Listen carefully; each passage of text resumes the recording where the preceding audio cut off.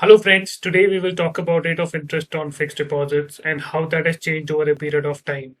Many of you would wonder what has changed in last few years that the return on fixed deposits has fallen significantly.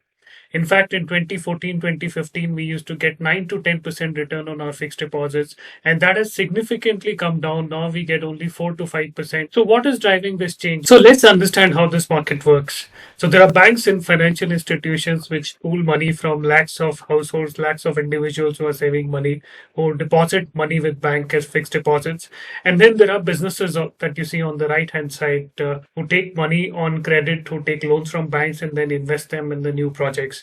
And whatever earning which comes from the new projects or maintaining the regular working capital, that money flows back along with interest to banks and financial institutions, and banks and financial institutions uses that money to pay interest. So essentially interest rates in the market are a function of demand and supply in the market. How much liquidity is there, how much is the credit growth in the market, how much is the household saving. So let's talk about what is happening in the Indian market from a liquidity standpoint. Now, talking about deposits first, our deposits have consistently grown 10% year on year. What you can see is every quarter we see a jump in deposit, more and more people depositing money with banks, financial institutions as fixed deposits.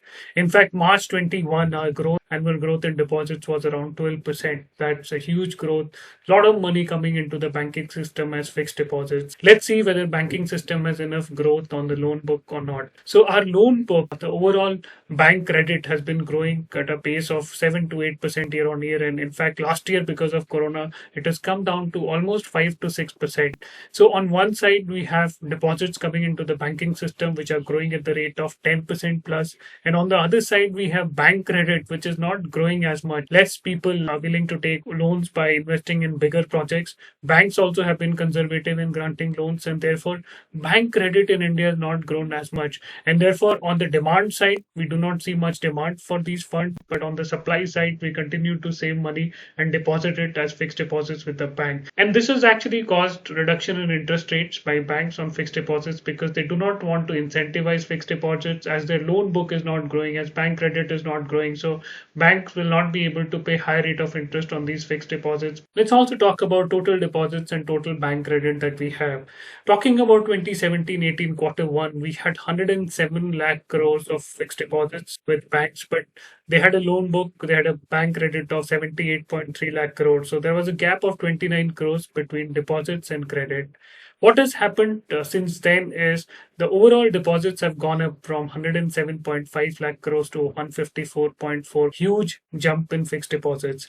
Loan book has not caught up, loan book gone from 78.3 to 110.4. So the gap between the deposits which banking system has versus the credit, the bank credit which they have given has widened from 29.3 lakh crore to 44.1 lakh crore. Similar thing can be seen on the credit deposit ratio side. Credit deposit ratio also gives an indication of how much growth is happening on bank book versus the funds that they have received. So this ratio was 72.8% in 2017-18 quarter one, and that has fallen to 71.5%. What it shows is bank credit is growing at a much lower pace than the deposits which banks are getting, and this is causing a significant fall in the fixed deposit rates. So what you can see in the last few years is the overall credit growth has slowed down in the market, and that credit growth slowdown has also resulted in lower interest rate for fixed deposit holders, because if there is no investment, if there is no growth which bank is getting on its loan book, then it will be very difficult for bank to also pay high rate of interest to its fixed depositors.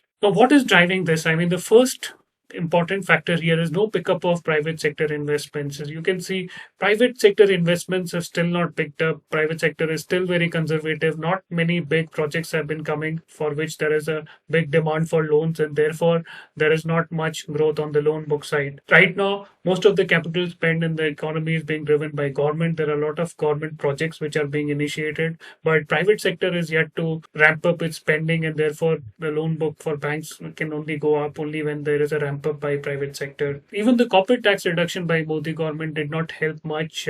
Even after the reduction, not many corporates have ramped up their capital spending, and therefore, unless there is a pickup in private sector investment, banking sector loan book would continue to grow at a slower pace, and therefore there will be less demand for bank deposits, driving lower rate of interest. Similar thing is banks have also become very stringent after all the NPA cases which were seen in last few years. Banks have gone very stringent in financing new projects, and their due diligence has gone up, and therefore that is also causing a slow growth on the credit side. On the deposit side, we continue to save more. In fact, because of Corona, many of us have not spent on discretionary items. People have started saving. That is also flooding banking system with a lot of fixed deposits for which banks do not have great use, and therefore they have started giving lower rate of interest. How does the future look for interest rate on fixed deposit? Good news is economy has started to bounce back. Private sector investment is starting to go up, and therefore with the economic revival there will be more and more demands of loans from the banking system, and that will definitely help in sustaining the current interest rates. And if economy picks up and there is a big swing in the private sector spending, we have new projects coming up, then the overall interest rates can actually start going up in next 2 to 3 years.